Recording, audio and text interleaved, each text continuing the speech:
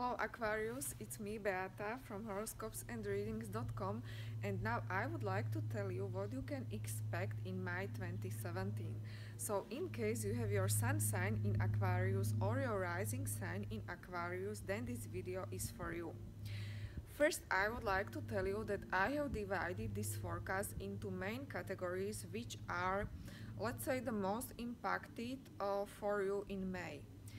First, I would like to start with the overall, let's say, general energy of your sun sign, because the sun of your sign Aquarius is very strong during this May, and you can definitely benefit from it. And some of you who are more sensitive people will feel it, because you will have that. Strong presence and you will be capable to solve many problems. Well, when it comes to problems, some of them may arise in the area of your work.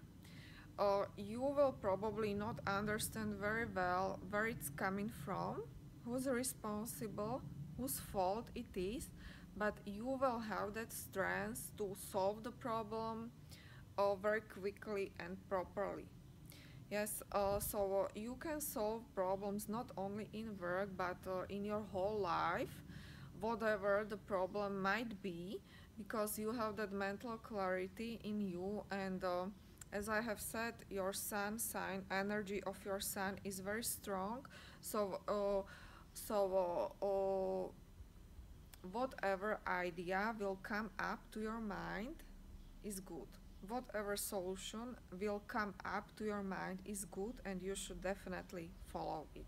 Okay, now when it comes to your private life, to your family life, this will be the time when you will lay groundwork and you can benefit from it later.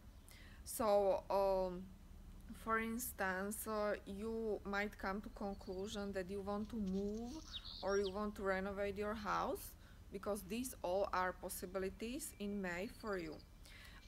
If you do so, it's a good time to do it actually in May, because universe is very supportive about these changes for you.